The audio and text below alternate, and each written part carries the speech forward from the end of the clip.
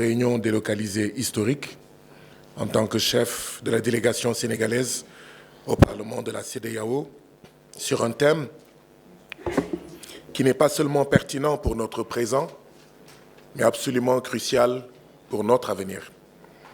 Dans un monde qui évolue à un rythme effréné, porté par la technologie, porté par la technologie et l'innovation, le fondement même de notre communauté est en train de changer et l'éducation est au cœur de cette transformation.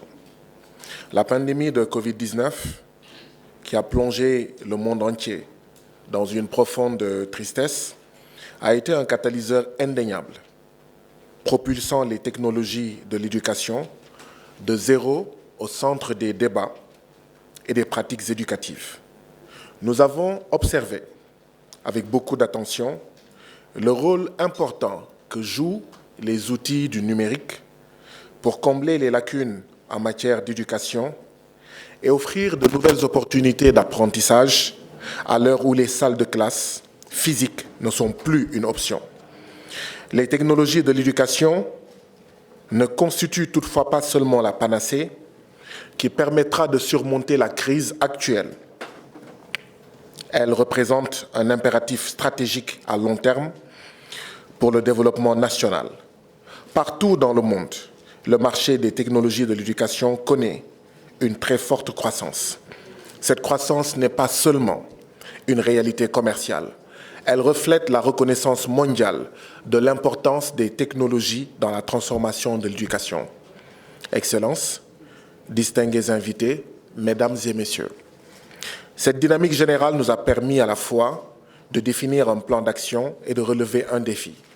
La sous-région de la CEDEAO doit donc veiller à ce que nous ne soyons pas seulement des consommateurs de ces technologies, mais aussi et surtout des acteurs actifs dans leur développement et leur intégration efficace. Le modèle éducatif universel est de plus en plus obsolète. Les technologies de l'éducation favorisent l'accessibilité et l'inclusion. Elles permettent d'offrir une éducation de qualité aux communautés isolées, aux personnes handicapées et à celles qui pourraient être exclues des environnements d'apprentissage classiques.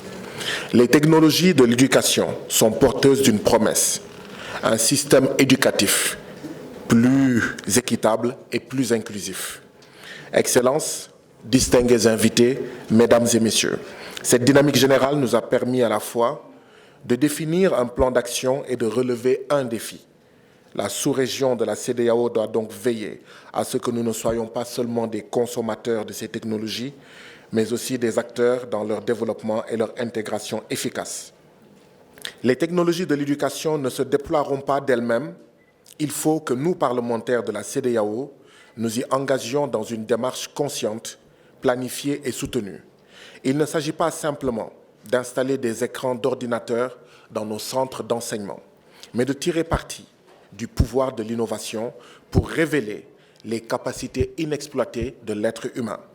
L'avenir de notre chère sous-région, de la CEDEAO, dépend de la qualité de l'éducation que nous offrons aujourd'hui à nos jeunes.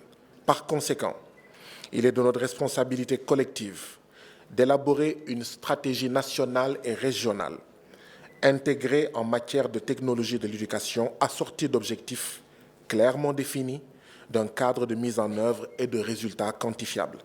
Excellences, distingués invités, Mesdames et Messieurs, je ne saurais conclure cette brève allocution sans exprimer ma profonde gratitude à Son Excellence la Présidente du Parlement de la CEDEAO d'avoir choisi Dakar, capitale de la République du Sénégal, pour accueillir cette réunion délocalisée historique de la commission mixte.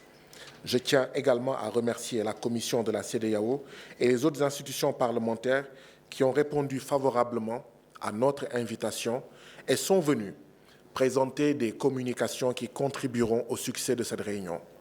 Profitons de cette occasion, agissions différemment ensemble avec ambition et détermination afin de mettre à profit le pouvoir transformateur des technologies de l'éducation pour notre avenir au sein de la CEDEAO.